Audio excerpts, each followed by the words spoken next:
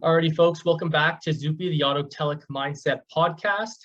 I'm here with Jason McClintock, professional water skier. He's a professional coach in the sport, and he likes to think of himself as a fitness junkie as well. So we're going to touch on water skiing, fitness, and all in all performance in general. So Jason, thanks for coming on board with us, because I know things as an athlete, it's hard to kind of catch you guys. So thanks for coming on board. Yeah, no worries. Appreciate you having me on. It should be fun. Sounds good.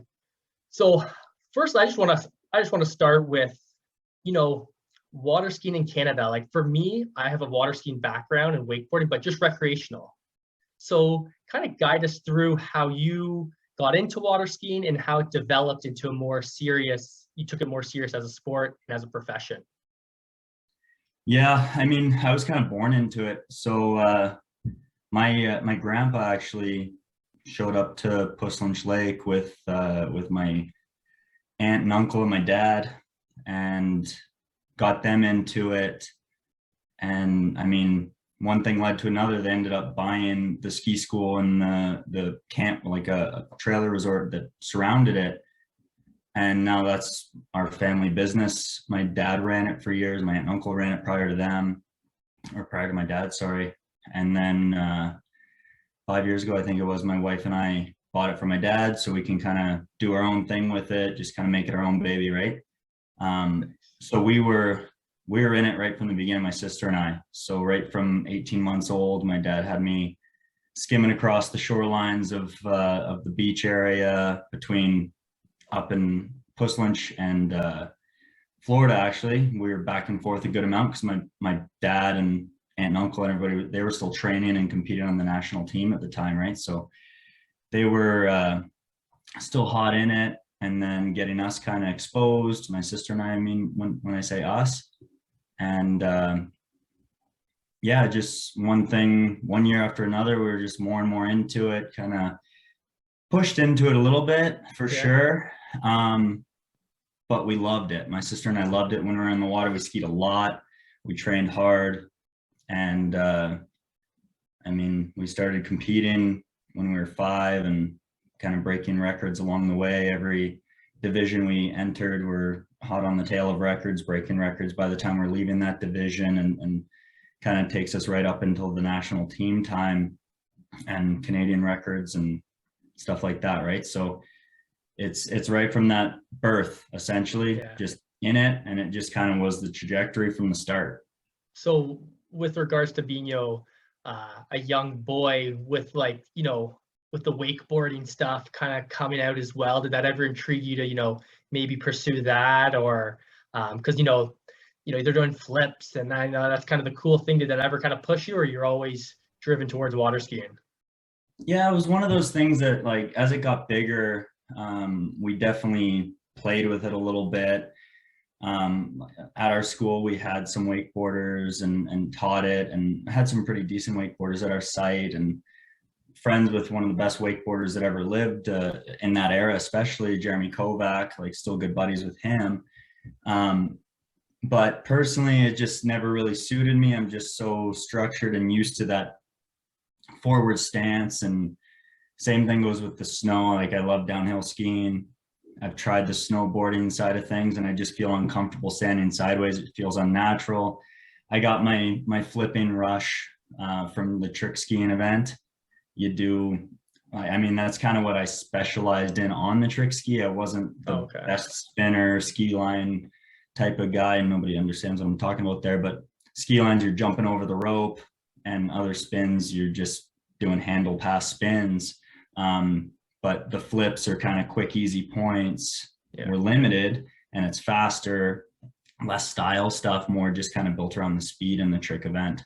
But I still would just play with it in practice and stuff, so you could still enjoy that side of things. Gotcha. Getting those aerials in, So you kind of answered my next question a little bit here, but being a Canadian boy, myself included, I kind of wavered to to hockey, did you play any other sports? You said obviously downhill skiing in the winter, but did you play any hockey, soccer, just being from Canada here? Honestly, not really. Never as like a structured team, anything, just whatever you did at school, and hardly even like competitively at school. It was just kind of like the gym class recess type stuff because we were so focused on water skiing and kind of dead set on it. If we had a break of any sort from school, we went to Florida. Like my mom's actually American. My grandparents lived in West Palm Beach, Florida, and so did my uncle Joel, who was on the national team. Lived on a perfect lake down there. So when we could slip away for Christmas break, Easter, like literally any long weekend almost, we're hopping in the car, driving down, So and skiing our brains out. What were your friends like at school? Did they ever want to get into it with you, or they're like, oh, you're crazy, why are you doing that? Or what were kind of what did your friends think of all this? I think my mind was just in a different world when I was in water skiing versus in school. Because like our summers were so overwhelmed, it's like you'd kind of feel disconnected and not really see those people, even though they live right around the corner. Yeah. Occasionally see them here and there, but we're so focused on skiing, and we had the ski school, so we had tons of kids around us all the time. It was like go nonstop between skiing and playing, and like basically sun up to sundown, we're on the go, right? So I didn't think too much about it, to be honest. And you just get back into school routine, and you're back with your buddies, and it just was my normal. Exactly. Thinking back, maybe it's not that normal, but it was my normal. Yeah, exactly. So kind of give me, for the viewers, for myself, explain the sport of water skiing and, how do you progress as you get older? I know there's like slalom, there's trick, and how does a competition work? Are you on a circuit? If you can give us the breakdown of the sport itself. Yeah, well, it's 3 events for traditional water skiing. It's slalom, trick, and jump. The most popular and the kind of entry level event is the slalom event. You start out on 2 skis initially, kind of get your foundation on kind of just learning how to be on top of the water, right? And then you kind of fairly quickly transition off of that, ideally, and move into slalom skiing. So you're turning buoys. It's similar to downhill slalom skiing. You're going around buoys instead of gates. You have an entry gate, you have an exit gate. Yeah. The boat's going one constant speed.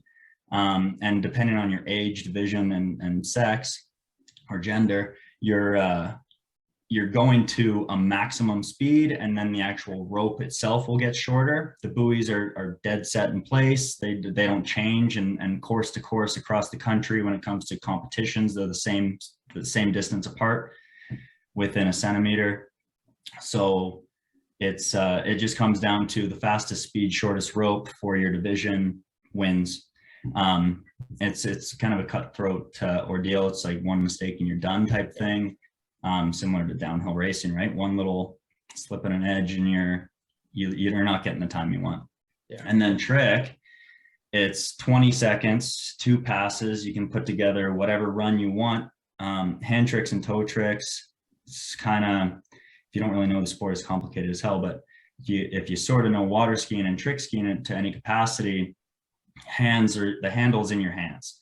So you're jumping over the rope, doing ski lines, you're doing surface turns, jumping off the wake to do turns, and doing the inverts and stuff. That's the more exciting kind of where wakeboarding was really born, was from trickers, like trick hand skiers. And then toe tricks is kind of that secondary pass where your foot is actually strapped into the tow harness. Feels super sketchy. You have to really trust the guy in the boat that's holding on to the release system, whatever that system might be. Typically nowadays we use a rope release. It's pretty simple and pretty hard to screw up. It's still possible to get dragged though, which is, I mean, I've broken my femur doing toe tricks, and plenty of people have been hurt in different ways from being, getting kind of doing the splits essentially while doing toes. But again, you're spinning in and out of the rope, you're jumping over the rope, you're doing stuff like that. It's pretty wild. I mean, so the skis, like downhill ski jumping, people are pretty familiar with that.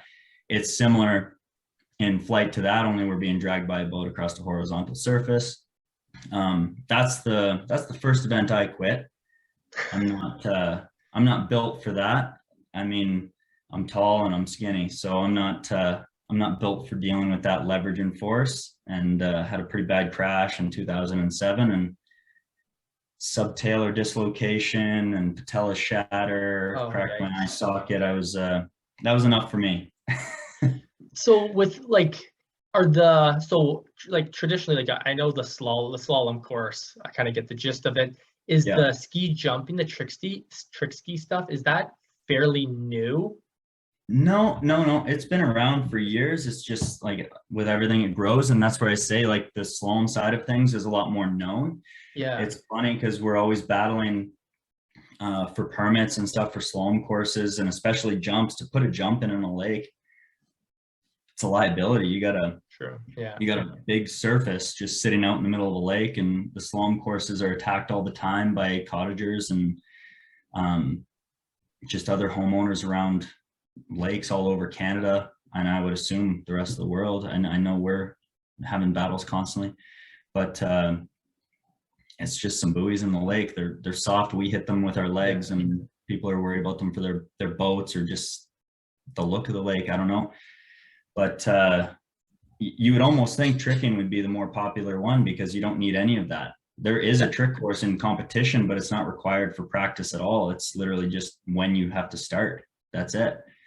Gotcha. But Yeah, because slalom like, is the more popular one for sure. yeah, because I know slalom, and then I started following some of the skiers, and I saw the trick ski. I'm like, I don't know why I haven't seen more of it, Yeah. but like it intrigued me because I've done the water skiing, I've done the wakeboards. You're always kind of trying, you want to try the new thing, right? Whether it's the wake Yeah. surfing or whatever it is. So when I saw that, I'm like, I haven't tried it yet, but it'd be cool to tap into it. I probably have to get a couple lessons. Yeah. I mean, I'll tell you why it's not overly popular. It's extremely demoralizing and difficult. You have no fins, you have no traction whatsoever. So if your stance isn't perfect, you can slip out literally just doing nothing. You think you're standing perfect, and next thing you know, the ski is just washing out from under you because your axis was off a degree or two. It's super finicky, and even like really good slalom skiers struggle on the trick ski because of the totally different dynamic. You have no grip to the water. You have no fin to really give you that solid traction like wakeboards have a fin. Yeah. So it gives you a little bit more security, right? See, So when you watch the videos, I would sorry, never guess that. You guys are so smooth. yeah, that's the thing. I mean, you see the best slalom trickers, jumpers in the world.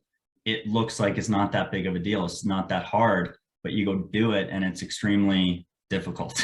Like it's the years and years and the hours and hours of training that kind of get you into that perfect structure, the stability point, that leverage point, whatever the discipline that you're doing kind of demands, right?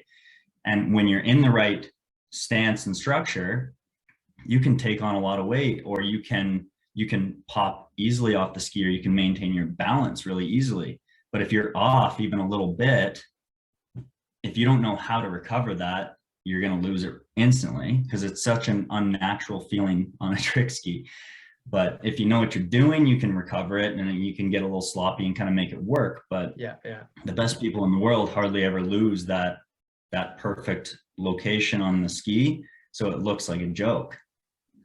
It's interesting because the last guy I had on my podcast, he's a BMX biker, and we were talking. It kind of seems like water skiing too. It's almost like kind of like you almost have to be born into it, so you create these good alignments and habits and how your body moves and stuff. It's not. It looks like it's not a sport where you can pick up when you're in your teens or later teens, and you say, hey, I want to do water skiing and slalom stuff. It seems like it's a little bit easier starting off as the young kids, kind of like you did, to get all these, like I said, alignments, and just knowing the ins and outs and the feeling of what it's like to ride these different skis. So it's cool to see that, if you want to get into the sport, you got to jump on it early and kind of stick with it. But my next kind of question is still like, yeah, so I want to. Yeah, I mean, I would say sooner the better for sure. It's not impossible at a later point. Sorry, you're breaking up a little bit on me here. Yep, that's okay. Sorry. Definitely helps to get going earlier though. Earlier the better, but I mean, you're not a lost hope unless you have a bunch of bad habits already built up. That's the big thing. Like if you learn it right the first time, it's a lot easier than if you build a bunch of bad habits and then your coach is trying to redirect what you've kind of built comfort with and trying to basically fix the wrong, even though you're comfortable with it. Like now we got to kind of make it a little bit more structural, a little bit more towards that perfect that we're looking for to make it work, you know, because it's hard to. Yeah, go back and kind of summarize what you just said there, because I missed the just being younger and kind of having the coach not having to backtrack. Yeah, so I was just saying, like starting younger is great because you do learn the water dynamics and kind of that feel with the rope and the boat and the way the water works with you or against you, depending on everything. But I mean, it's ideal you just learn it learn it right the first time. It's less of a factor how old you are when you're learning it, I would say, than like a guy my age that's been skiing since he was, I don't know, 5, that now is coming for a lesson after 25 years or 30 years of skiing, however it felt good to him or whatever his buddies at the lake said. Then you're trying to fix all these bad habits that the random guy, no different than if you go to the golf course, everybody has an opinion on what you need to be doing, right? But nobody actually knows what the hell they're doing. It's the same with our sport. It's so technical. Everybody thinks they know what they're supposed to be doing out there or what you need to be doing specifically when they're in the boat, but they really don't typically. That's funny. Good coach. You gotta have the good coaching. Yeah, so, okay, it's too technical for the rant. Take me through. Okay, so obviously you started when you're a young age, but when do things start to get serious? When do you get onto like the national platform? What age, and how do you like progress up the ladder? Oh, I don't even remember when my first junior events were, to be honest, but I mean, typically we get brought up the ladder just through like junior Pan Am championships and stuff like that. So it's same as Pan Am games, same competition, just it's not the games. It's you got the juniors, the main senior team or like the elite team, and then you have we still have like seniors, like 35 plus, competing at those ones as well. Those are normally the entry events beyond nationals and stuff, obviously, because we have our kind of local majors, our Canadian majors, like the provincials, the regionals, and the nationals, right?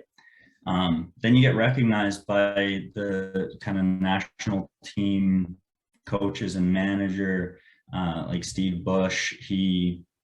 He's always keeping a pulse on the juniors coming up and building his teams for all these competitions. He's kind of running all of them, right? So he gets us into these entry-level tournaments, lets us perform, lets us learn, lets us kind of get involved in some of the training camps and stuff like that.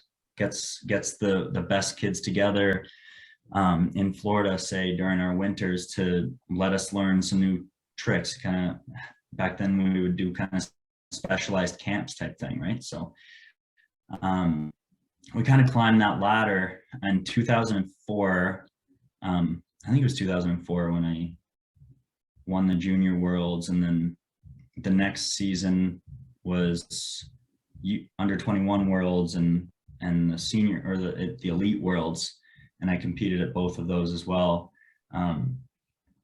So I, like coming up through the ranks, I was at the top the whole way, and it's a weird transition into pro, to be honest, because of it, because I didn't even thinking back, like honestly thinking back, I didn't really think about my competition that much. I was just skiing. Yeah. There was another Canadian kid that actually became a wakeboarder, Aaron Rathy. He was unbelievable on a trick ski and jumpers and everything. we competed like crazy, but between the two of us, like in our age division, we're like the best two in the world at our age division. And then junior worlds, I won slalom, trick, and overall. And then the U21 worlds, I won trick and overall. And it was the following year, so it was on the young side for that. And then the 2004, or I think it was 2005 World Championships in China, it was my first elite worlds. So that was kind of breaking the ice into the actual national team, which was a pretty cool experience for sure, traveling and being out there with the best of the best as just a young kid. What other countries are skilled in skiing, or that usually have good teams? Well, I'm nervous to actually forget a team, but the US is like a major contender on the regular. Great Britain has like some of the best slalom skiers in the world, some of the best jumpers in the world currently, and the best overall skier in the world for men. They're really strong on the men's side, especially. Australia's got a lot of strong skiers. Chile's getting stronger and stronger. They're really developing their teams. I mean, there's it kind of depends on the event. Like the Belarusians are really good in the trick event, especially. They're yeah.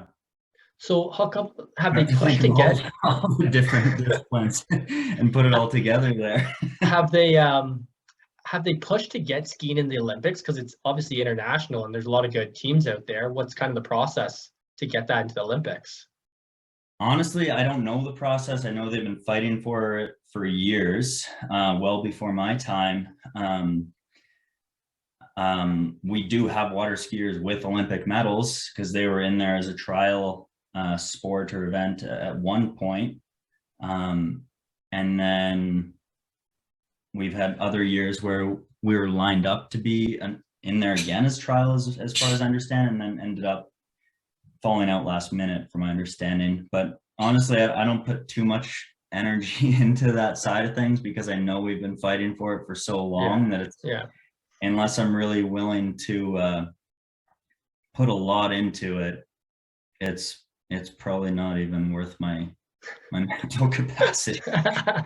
We've been shut down for years. I don't think I'm going to be the one that changes the game. Oh, geez. So as like a kid, in your 20s, like this is something you do professionally. Do you have to have another job on the side? Can you make money? How does that kind of work? Or what do most guys do? Well, I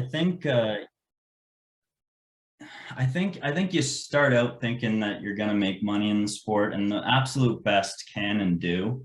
If you lock in a solid boat sponsor and a ski sponsor and whatever, like it used to be, like honestly, when I started or was on my way to becoming pro, it was still a bit of a thing. It's just been on the decline since I was climbing in. So it's kind of unfortunate timing for our generation here, but like O'Neill used to be a big sponsor, and like I remember the like Budweiser, and we used to have coffee sponsors, all kinds of, well, we used to be on TV, right? So in the 90s.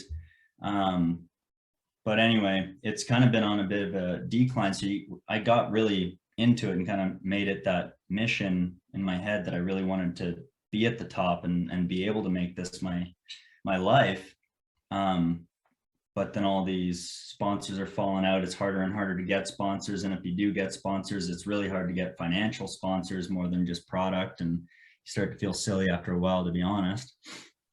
But at least you're not putting a lot more finances out to get what you need to do your sport, right? So it kind of, the big thing is the ski sponsors and the boat sponsors nowadays is kind of like your only real shot.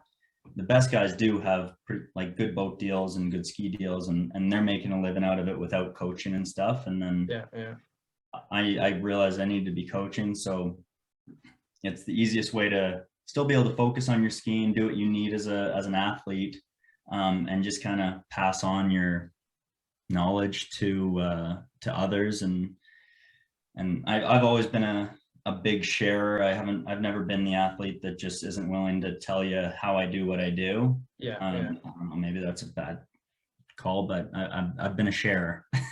I don't think it's a secret, and I wanna make you as good as you can be, and I still believe I can beat you.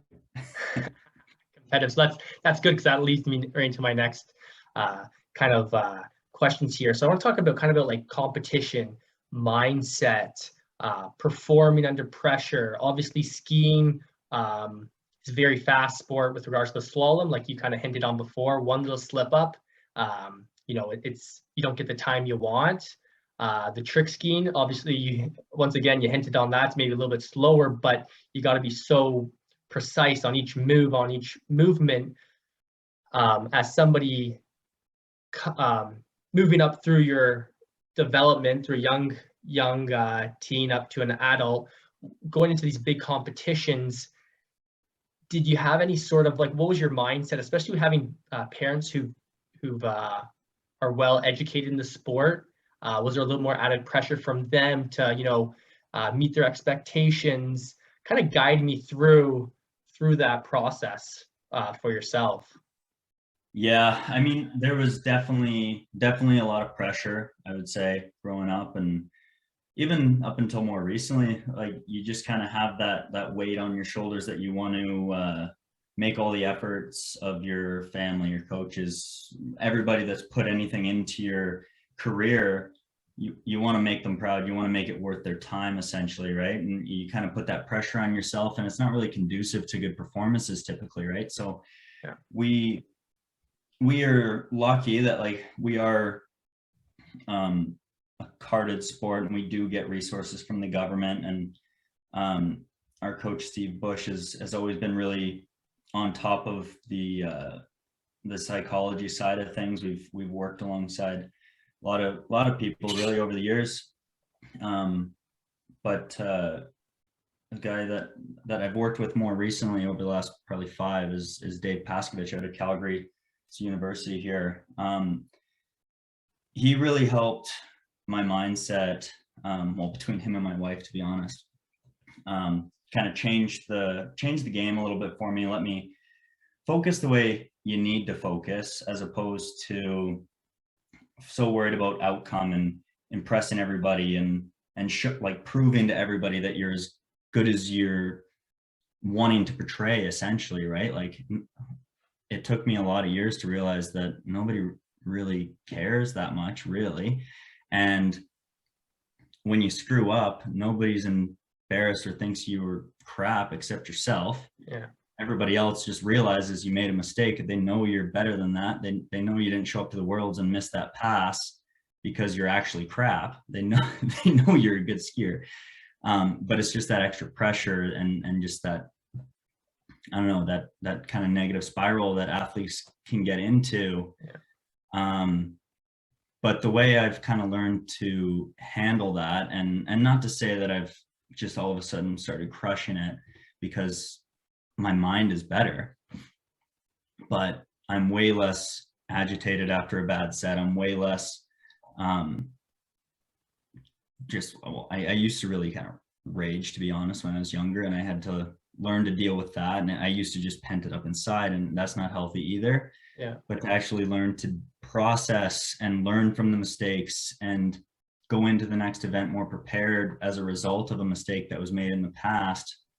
But the big one for me kind of came into just being able to understand or recognize as soon as possible when my mind is slipping from the focus and get it back on track. If my mind starts worrying about things that are out of my control, whether it's conditions or what somebody else ran or what the podium is looking like, or any of those things, right? Like, you can't control those things. You can recognize them, understand what you can maybe adjust on your game plan to deal with some of the variables, but you can't change them. You get what you get when you're out there. It's an outdoor sport. So the process doesn't change. So Dave would always just kind of get me back to my process. It's a process oriented, well, sport is process oriented. What gets you to the outcome you're looking for? and you can't worry about the outcome. So that's helped me huge, where just, if I start to get distracted, I start to get stressed, I start to let my head wander as I'm getting ready to ski, or it could be a week before the event, to be honest. Like when you're training, like that week leading up or 2 weeks leading up in the training camps and stuff can be the worst time of your life. The stress is just piling on you. Your skiing starts to go downhill, or your whatever a sport you're doing, I'm sure it's the same, right? Yeah. It just starts to feel like it's out of your control, and the stress just builds and builds and builds, and it gets harder and harder to do our job because we're less focused on what actually matters to get the job done, right? So anyway, I just kind of learned a bit more of like that short-term memory. You have a bad set, learn from it, forget about it. Like that's not going to happen tomorrow. There's no, well, I mean, it might, but you can't be thinking about it. You got to just be sticking to the plan that has worked religiously in the past. It typically gives you your best possible results. So what else can you do except stick to your plan and go do your best possible outcome, or stick to your process, get the outcome hopefully that you're looking for, but you get there by actually just following the process, is my point, right? So yeah, and you know what, a lot of the athletes I've had on, they say the same thing. Like they're like, I hate to be repetitive. You hear it all the time as an athlete, and I've done different sports, and most people say like, you just gotta stick to the process. I know it's repetitive, but people say it, but you truly gotta stick you gotta stick to the process. you do. I mean, everything else is just distracting you from your job, and your job is to do those 3 things that make you successful, or whatever however many keys you have, right? Like I've always heard no more than 3, and keep them simple as possible, because you can't be overthinking it. You just got to be in the moment and stick to the plan. Yeah, Commit to the plan. Especially like at make this, a plan, commit to a plan, and just execute the plan.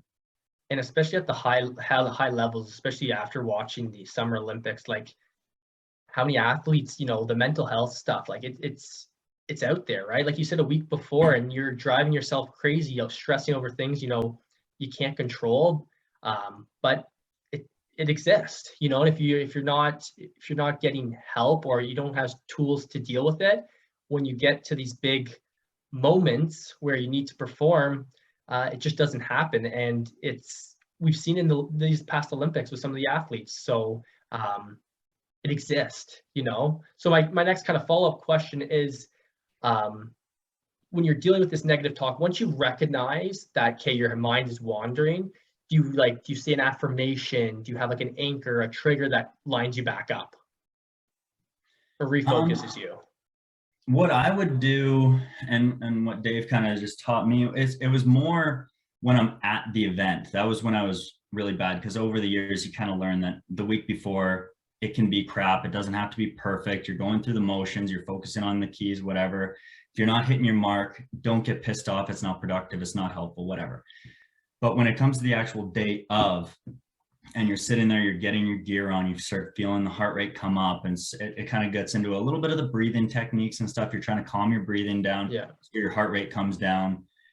So you're kind of in that optimal, like, competition ready zone. But the mental side, I would just go back to my ski keys. I would just I would just kind of like repeat my keys until my brain would kind of relax away from the problem that it kind of created. Yeah. I would just get back to my process. And Every time I would get away, I would get back to my process. What would be 3 of your keys that you would go back to? So I mean, it could be, it's always changing, but yeah, at Worlds it was just squeeze, low, downhill, and it's just 3 parts of the slalom course basically. I had a gate key that was just kind of build, just like super simple, doesn't mean anything to most people unless you're a slalom skier. You probably understand, but the whole purpose is to make sure I'm focused on the parts that make the process really flow together properly, and kind of find the rhythm that I'm looking for in the slalom course. And if I'm getting my good squeeze through the center line, then I'm riding the handle out to the apex of the turn, or the swing of the handle, the pendulum swing, right? Low, it just helps me keep that handle low, kind of keeps you connected. to the boat, and then downhill. I personally think about the slalom course as downhill because it keeps you on that mindset, like a bit of a snow ski mindset, something I can relate to. We're moving with the boat, we're moving towards the next turn, kind of like a downhill carvy turn. So for me, downhill, just to make sure I'm not falling against that boat and creating stability issues for myself, right? So squeeze, low, downhill, squeeze, low, downhill.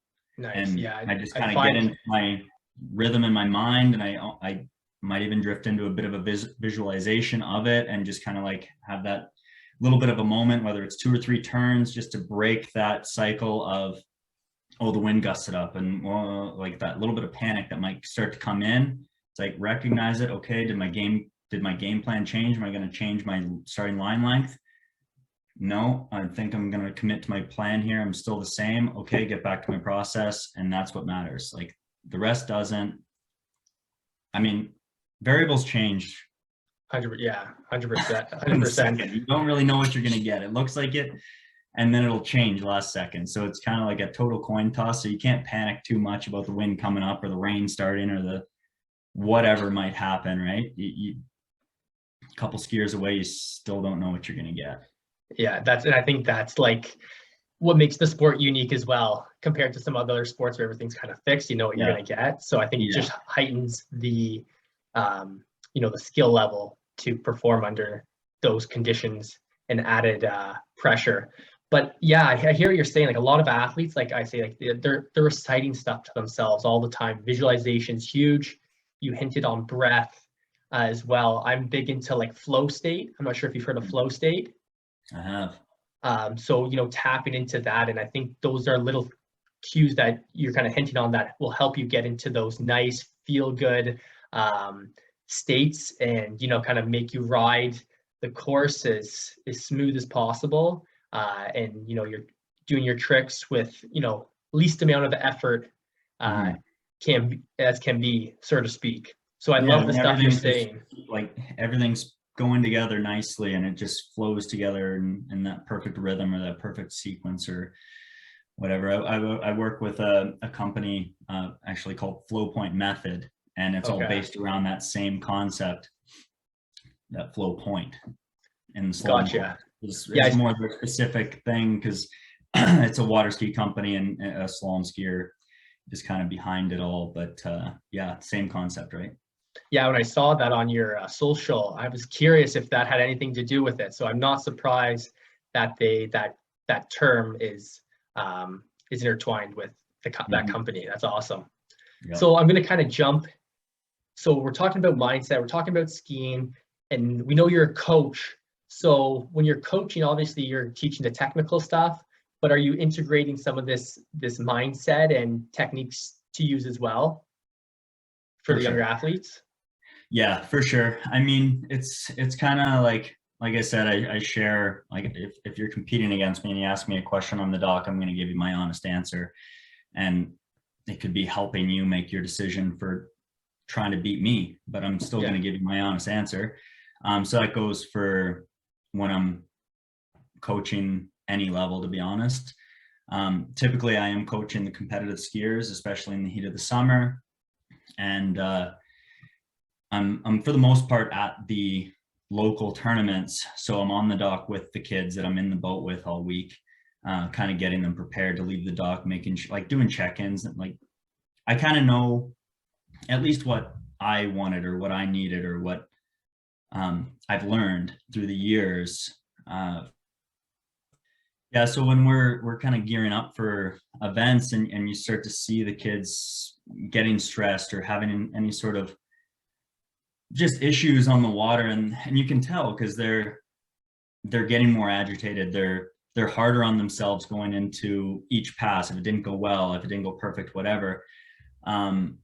So it's a constant struggle, really, just making sure, kind of checking in with them and making sure they're not letting the stress interfere with the process, because I dealt with that my entire childhood. Is I was short-tempered. I'd start losing it, and I learned over the years through lots of great coaches that it basically becomes counterproductive as soon as you lose your temper. As soon as you're ticked off, productivity for the set is basically gone.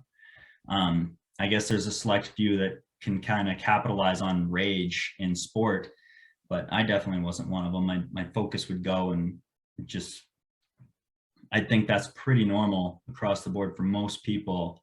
The stress gets in, you get mad, and your production value goes down. So it's kind of keeping them on track with that, like kind of relating with them a lot, letting them know, like, I know this because I've been there, I've done it. Yeah. I've been madder than you.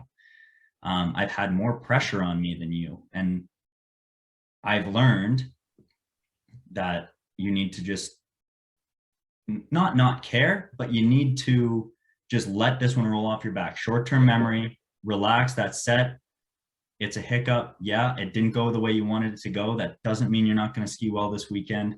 We need to stay focused. We've been working, we've been building this process up, and things have been going great. Sometimes it's just fatigue, right? Like you're leading up to an event, and a lot of people want to train to prove to themselves they can do it, but they actually wear themselves down mentally and physically. Next thing you know, you can't do what you want to do. But like we specifically design our training camps leading up to events that you don't ski Friday. Like it's a 4-day camp because we need to travel for one, hopefully not too far. And then sometimes they practice at the events. I'm not a big fan of practice, to be honest, because I'm a big fan of rest. I'm an advocate of that requirement of rest. Mm-hmm. We're training hard through the week. We're building your skills. Your results may be kind of plateaued by the end of the week because you're fatigued. You are better. You know more. Yeah. You need to trust that. Rest Friday. And then you're going into Saturday, Sunday feeling strong to implement what you've learned and really kind of capitalize on that week of training, as opposed to running yourself into the ground and then you have 2 days of skiing at a tournament that you're too tired to really take on mentally and or physically, right? Yeah. So you want to, like, I know a lot of the athletes, like, you want to make sure when you peak, it's at competition, right? So like you said, if you're training too hard, you're going to peak and then you almost get like that crash at competition. And I think that's where like coaching is huge, because the younger athletes, they're listening to you. If it was up to them, they'd go, right? So I think from a coaching perspective, that's huge. And I've talked to many athletes, and a lot of the times they were exhausted, and it had to do with their coach, because their coach was saying, go to this tournament, go to this training camp, when, like you said, no, you should have been resting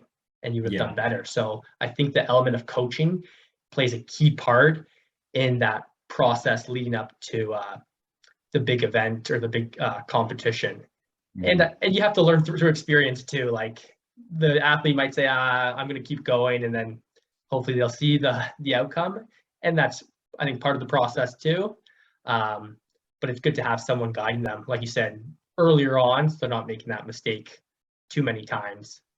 For sure. My goal is to like kind of give them the information that I've learned, to hopefully, if they are going to have these hurdles, and if they are going to like maybe not listen and stumble over them, they're going to get past them a lot faster than I did.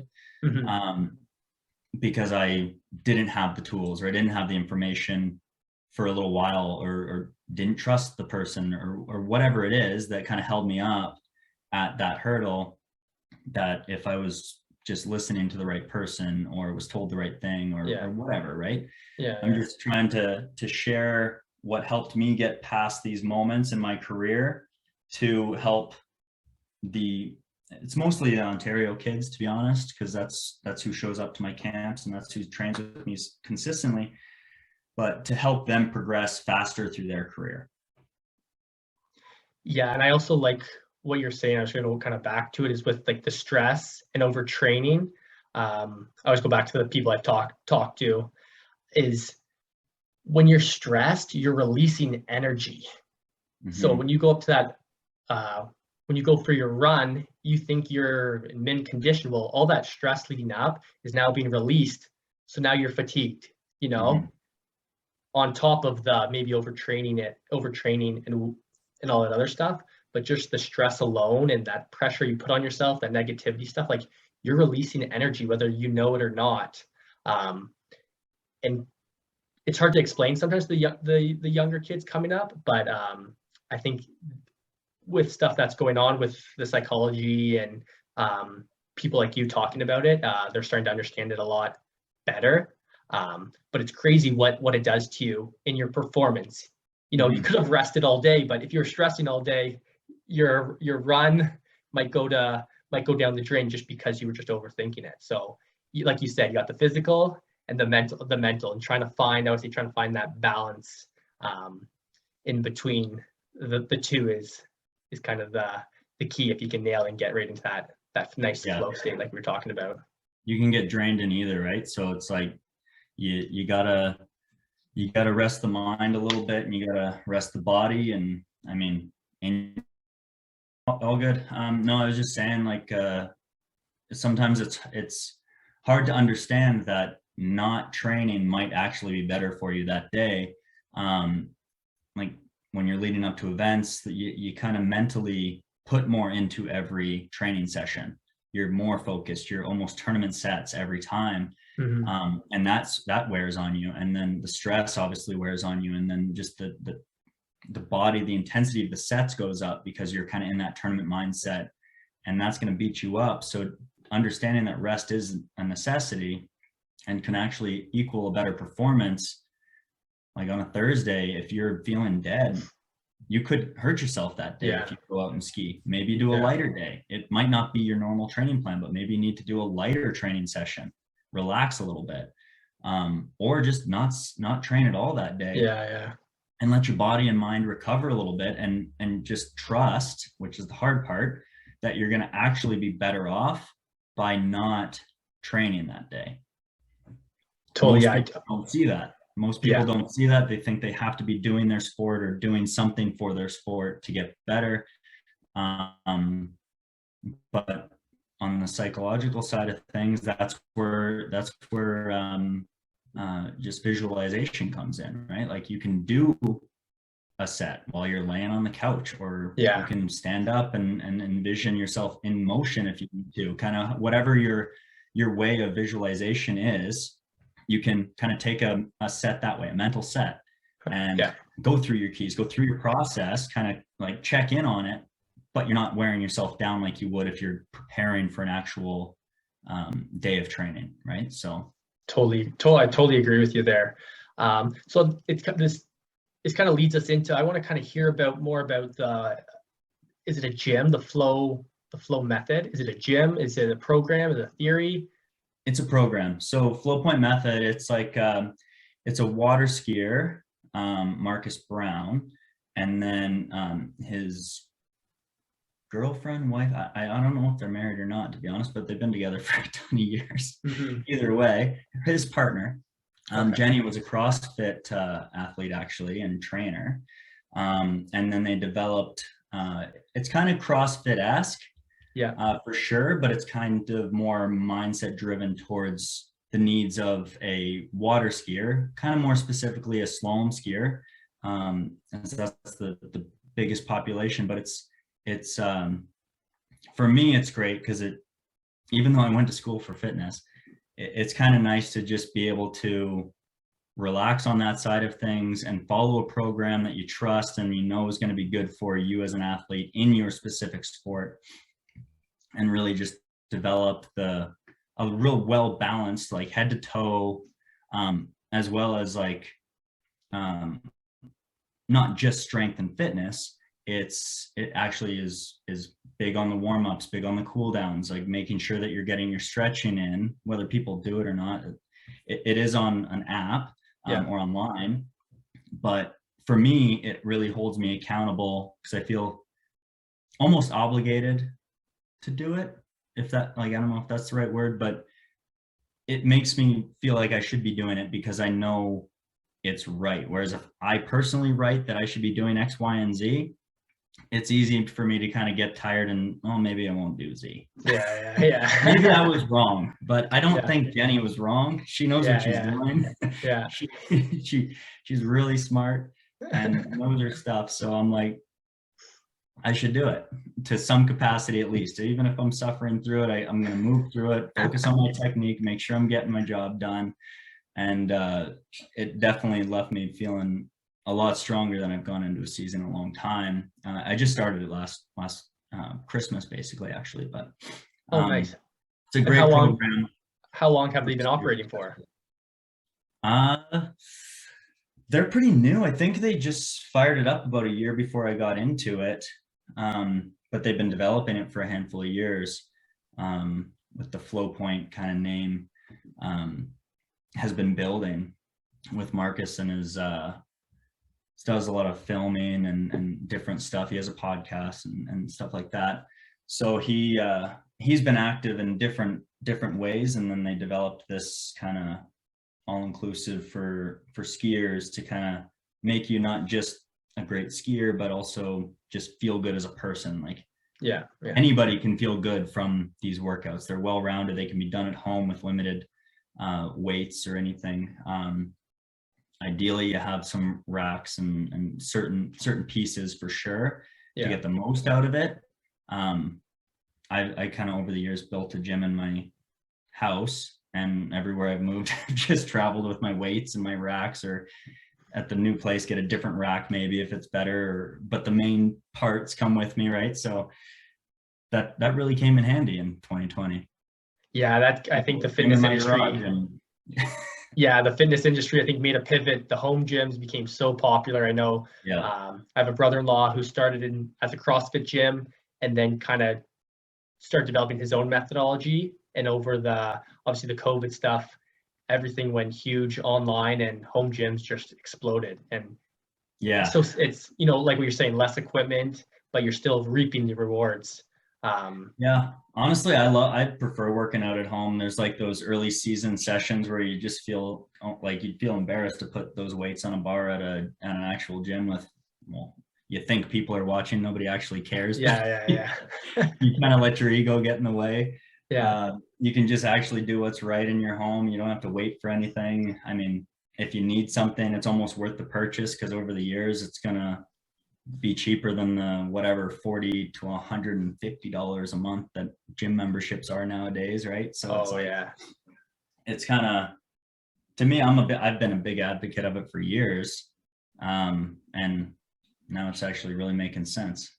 So, and it's funny you say that, because I was going to ask you, like, from when you first started to now, and even for myself, I was a hockey player, and like the way we trained when I was younger to now, like, equipment has changed, methodologies have changed, new movements have come out. What do you kind of see as a skier with what the fitness world or the fitness coaches are throwing out there at you, and what our bodies can do? I'm sure when you were in your 20s to now, maybe you're a way better skier because the fitness and the exercise and the mindset stuff has changed. Do you find that you've gotten better or stronger through some of the just things changing? Wait a sec here. Yeah, I would say there's definitely better balance, and it could honestly just be the fact that I understand the importance of the mobility side of fitness.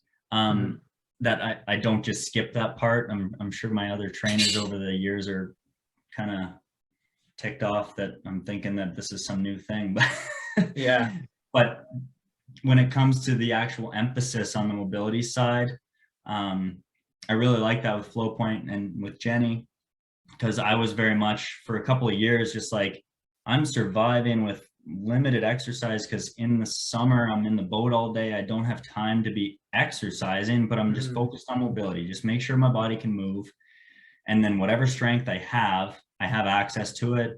And like with mobility, I'm keeping myself safe from injury, or as safe as I can from injury.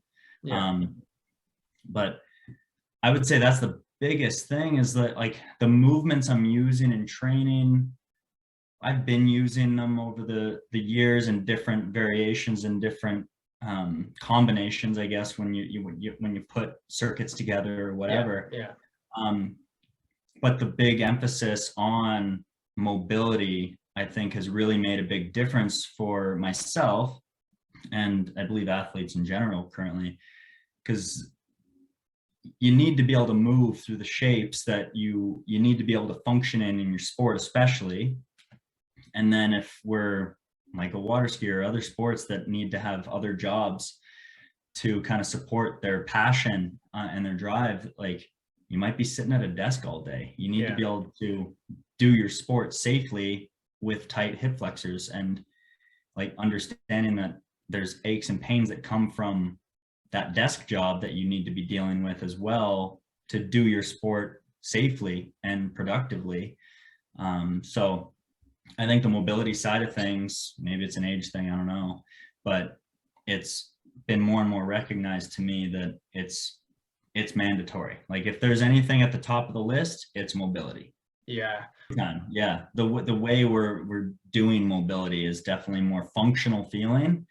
So it almost, maybe it doesn't feel like an exercise, but you can feel how it's going to like dynamically work into your life or your sport, and kind of, I don't know, shows its importance a little bit more, I'd say. 100%. Skier, but you still have to adapt. It's still a variable that you can't really just isolate out of the equation. Yeah, that's cool. There's so much to the sport like that we've gone over.